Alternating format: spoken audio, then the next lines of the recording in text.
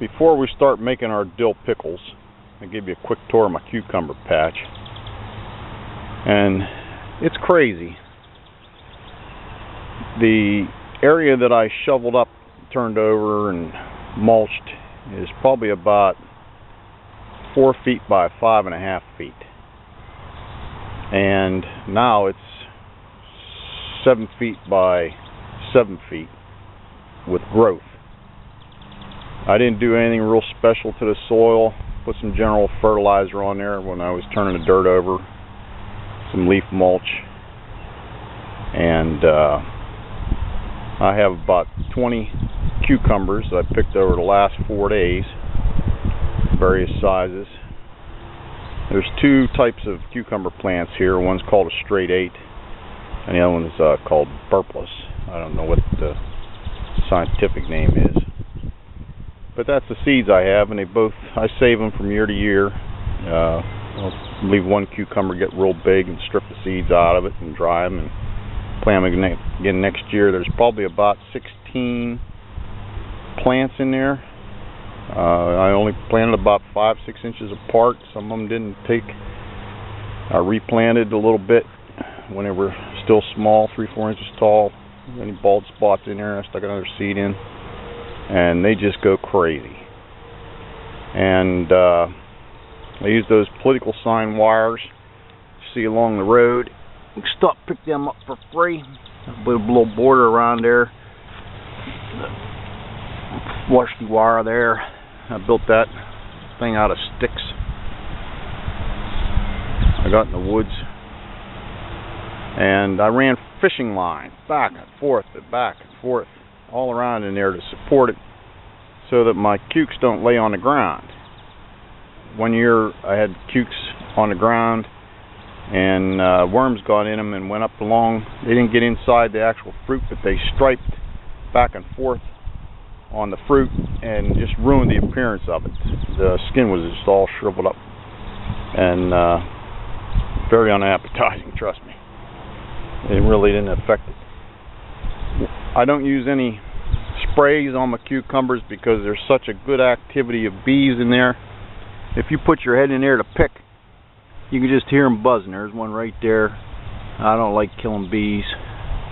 I don't even mow my grass when the bees are out because they're so valuable to gardeners, fruit growers. That's nature's gift.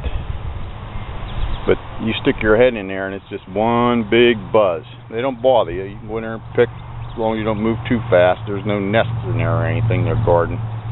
They're just here visiting. I have a huge problem with squash bugs this year. That's their eggs. They're copper colored. The actual insects are brown like a stink bug, kind of shaped like a stink bug, and they just chew the heck out of these plants. And one squash zucchini I had, it actually killed it. It wasn't the squash bugs, it was some kind of root borer. Moth lays its eggs in the roots, and one half the plant died one day and the next died later that night. That was up there next to my cukes. That bald spot up there, I tore it out yesterday. It died in one day. Picking fruit off it one day and the next day it was dead as a doornail. I hate them dang things. I've been picking eggs off these squash like crazy. I'll find the bugs mating with each other on there in the morning. And that's 7 dust on there. I put that on there when the flowers are closed because the bees don't visit the leaves, they just visit the flowers. So I try not to get any 7 on the flowers. I don't think 7's a good control for these things, but I hand pick the eggs off and throw them in some water to drown them. They're easy to spot. There's some up there on that one too. We've already picked our cucumbers this morning and now we need dill. And I tell people once you plant dill in your garden you have it forever, unless you put some kind of product on there for weed control, because dill is a weed. A buddy of mine put preen on his garden, and he can't grow cucumbers or dill or anything else along the weed line until that stuff wears off. He just ruined his garden. A lot simpler to just put mulch on like grass clippings. I have a big lawn, so I just mow in a backwards circle and put it on a pile and bring it up here and put it on the garden. Take nutrients from over there and put it over here. I don't do much weeding at all. That corn, I gave it a little bit of 40-00 urea, it's called. Corn's like nitrogen, and that stuff's 9 feet tall. But we're going to pick some dill. These heads are coming into flower, and I don't want that flower taste in there, so my first trip at making dills, I'll use the branch. I'll cut off probably about 20 of these because I'm going to make 4 quarts. I think I have enough to make 4 quarts of dill pickles. And then later, when these turn to seed, I'll pick the whole head and put it down in the jar and then pack my cukes on top of that, and it makes the most beautiful jar of dill pickles. We're talking county fair pretty dill pickles. So I'm going to snip off some dill. I don't use a particular method. I just have a pair of scissors. I'm just going to whack off whatever looks good and take it in the house. Well, that certainly looks like enough dill. Dill's a great addition to anything you have in the kitchen. Salads, potatoes, baked potatoes, tomatoes, tomato soup, whatever. I mean, this stuff, if you could smell this, it's wonderful. And it's free. You can side dress your plants. I got real growing up there along my tomatoes. And these heads, I get a pound of seeds off of them, and I give them away. There's probably 6 gardens in the area that are using these dill seeds. When I bought them first time, they were Long Island tall standing or something, I believe, was what they labeled the seed packet. I don't know anything about the different species of dill. I just know what I have, and it comes back every year. I don't know where it's going to come up, usually on this end of the garden, because that's where I first started it. But it spreads, and whenever it comes up, you'll notice it looks just like this, little wee leaves. And I let it grow wherever it is. I don't pull any of it out, because I know I'm going to need it for pickles. The first thing I do is blanch off my dill in boiling water. So we've picked a nice big batch of fresh dill. Stick it down in the boiling water until it comes back to a boil. I'm not going to leave it cook. I'm just going to make sure that any bacteria or organisms or nasty things from nature are neutralized in boiling water. I don't want the dill to get too limp and boil the flavor out of it, so that was about 30 seconds. A pair of tongs, fish it out of there pretty good.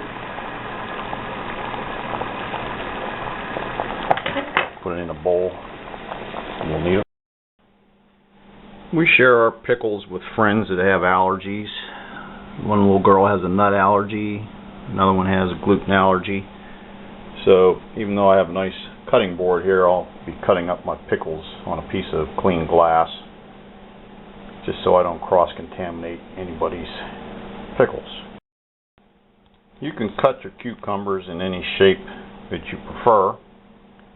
Today I'm going to make mine into spears. I start out by cutting the butt end and the blossom end and the stem end off.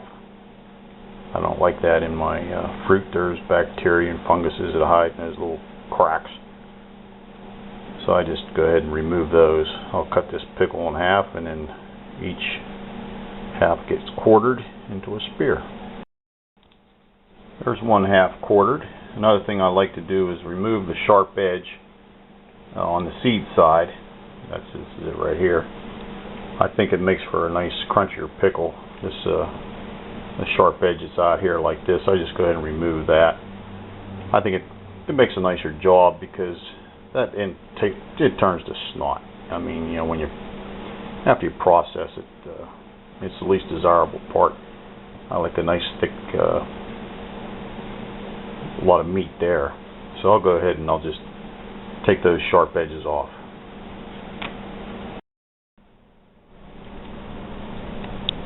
Putting the cukes in a bowl, layering with ice. Cracked ice is better than cubed. I have an old refrigerator, don't have any cracked ice, so I'll put about 8 or 10 ice cubes on that.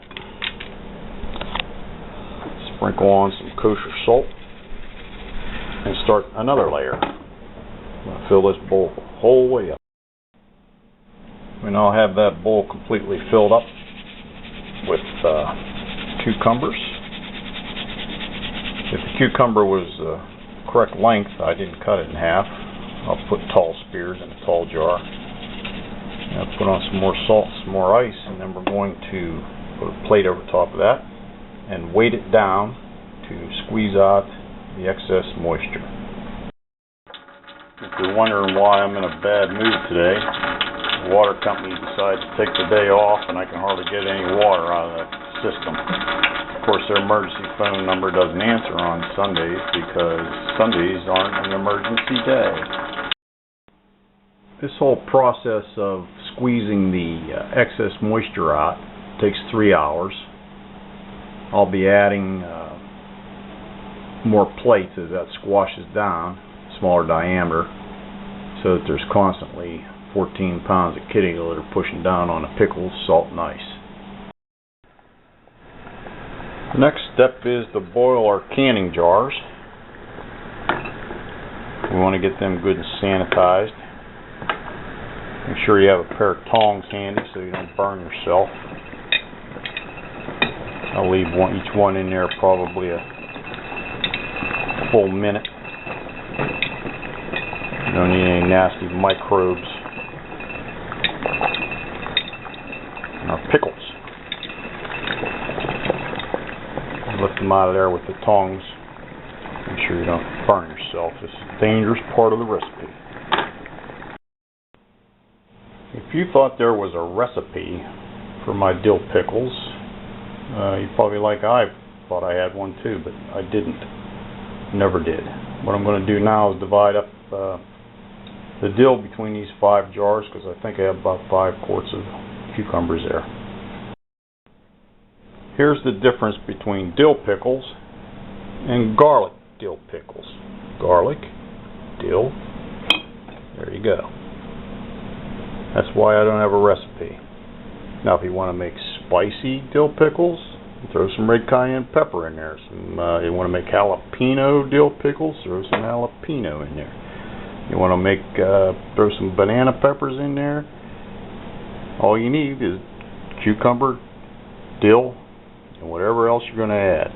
I have a nephew that'll clean out my gutters for a quart of my dill pickles. The only other ingredients after you add your dill and flavorings is vinegar and a little alum. I don't bother making a brine in a pot.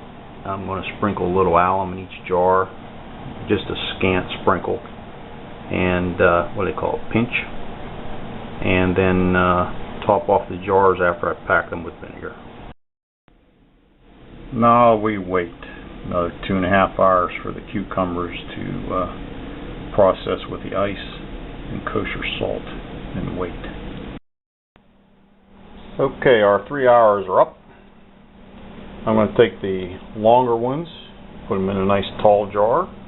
The shorter ones, put them in a little stumpier jar. And I'm hand packing. There's no liquid in there yet, just the dill. And I always like to put the green part to the outside. It's prettier. Now you can put them in haphazard, or you can try and make it look nice. I try and make mine look nice. Put the green side facing out. I jam as many pickles as I can in a jar, and then I'm going to top it off with the white vinegar. The only 3 ingredients besides cucumbers is fresh dill, garlic if you so choose, a pinch of alum, top it off with vinegar. Leave about this much head space with no vinegar in it, right below the bottom ring here. You need that to get a good seal after we heat it up and put the canning tops on. No headspace, no vacuum, no seal. Next we're going to dip our canning jar lids in boiling water. Sanitize anything that might have been left on there during the manufacture. Set it on top of our jars. Screw the canning rings down loosely. I can't emphasize loose enough. And set the jars down in boiling water.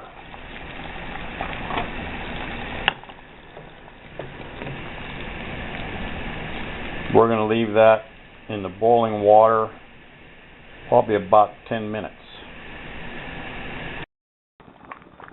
We're going to boil these until we start seeing a lot of heat inside the jar.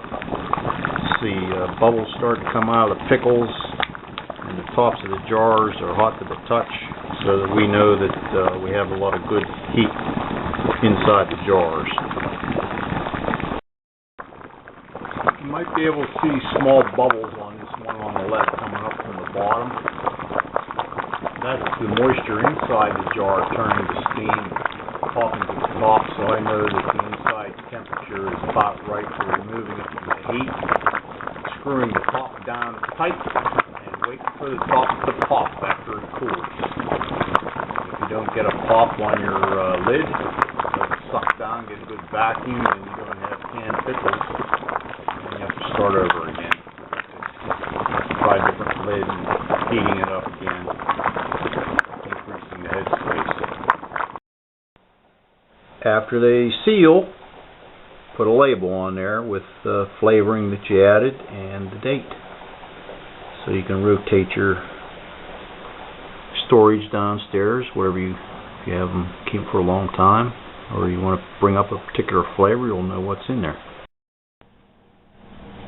There we go. 5 sealed jars of dill pickles. 1 garlic dill. They're about $5 a jar in the store. $8 if you buy them at some fancy farmer's market. So we have about $20–25 worth of nice pickles there for very little money. Few free cucumbers, recycled jars, new lids, old rings, masking tape, pen. There you go. Happy kitchen.